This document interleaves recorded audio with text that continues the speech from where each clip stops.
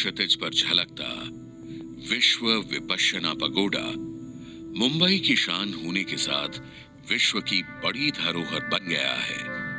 यह शांति, सहिष्णुता और खुशी का प्रतीक है। इसका बाहरी हिस्सा म्यांमार में मौजूद सबसे बड़े सुनहरे स्तूप श्वेतगॉन पगोडा की प्रतिकृति है।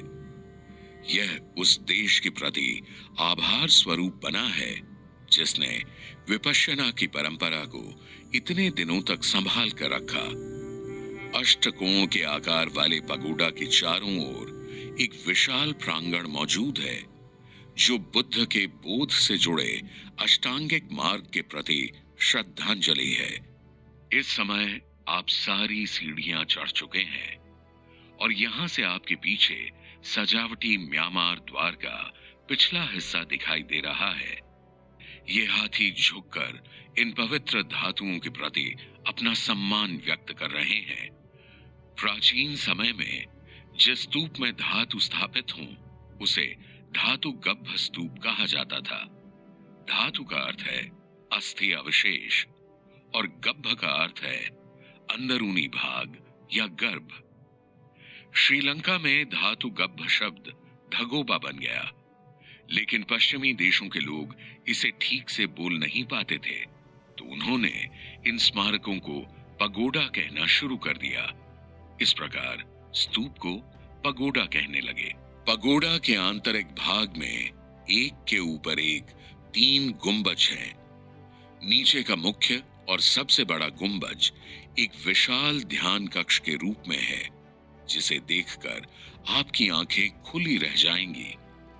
यह दुनिया का सबसे विशाल पत्थर से बना गुंबज है, जिसे संभालने के लिए कोई स्तंभ नहीं है।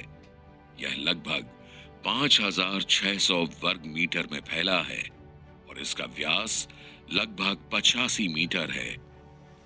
इतने विशाल फर्श पर बर्मी सागौन या टीक लकड़ी बिछाई गई है, जो सुंदरता के साथ आवाज की गूंज को कम करती है। इस कक्ष में 8000 लोग एक साथ बैठकर पवित्र अवशेषों के नीचे ध्यान कर सकते हैं। ये पवित्र अवशेष गुंबज के ऊपर केंद्रीय भाग में एक छोटे प्रकोष्ठ में विशेष कलश के अंदर निधानित किए गए हैं। यह मंजूषा गुंबज के ऊपरी सुनहरे धम्म चक्र के मध्य में ठीक ऊपर है, जिसकी ऊंचाई फर्श से लगभग 30 मीटर या 95 फुट है। पगोडा की बाहरी ऊंचाई किसी 30 मंजिला भवन जितनी है, तो यह सोचकर मन चकरा जाता है कि इसे बनाया कैसे गया होगा। पगोडा के मुख्य ध्यान कक्ष के ऊपरी भाग के बीच में बुद्ध के शरीर धातु स्थापित है। सांची स्तूप 2री सदी ईसा पूर्व में महान सम्राट अशोक द्वारा बनवाए गए कई स्तूपों में से एक है। सम्राट अशोक ने विपश्यना से जुड़ी कहानी में एक महत्वपूर्ण भूमिका निभाई थी, क्योंकि उन्होंने आसपास के देशों और उससे भी आगे तक धम्म रत्न से परिपूर्ण भिक्षुओं को संदेशवाहक के रूप में धम्म का प्रचार प्रसार करने हेतु भेजा था। गौतम बुद्ध ने सारनाथ के मृगदा वन में अपना पहला उपदेश दिया और अपने 5 पूर्व साथियों को धम्म के बारे में बताया। इस भाषण को कहा जाता है धम्म चक्र पवत्तन सुत्त। इसका अर्थ है धर्म चक्र के घूमने से जुड़ा संदेश। अपने संदेश में उन्होंने मध्यम मार्ग के अपने सिद्धांत को विस्तार से समझाया। तब तक बहुत से लोगों का मानना यह था कि मुक्ति प्राप्त करने का इकलौता मार्ग यही है कि सब कुछ छोड़ छाड़ कर वैराग्य का रास्ता अपनाओ। परंतु मध्यम मार्ग 2 चरम मार्गों के बीच वाला रास्ता था, अर्थात न तो केवल दुनियावी सुखों में डूबे रहना और न ही सभी कुछ छोड़कर अपने आप को शारीरिक या मानसिक यातनाएं देना। यह शांति और सहिष्णुता का एक स्मारक है, जिसमें दुनिया का सबसे बड़ा स्तंभ विहीन पत्थर का विशाल गुंबज है।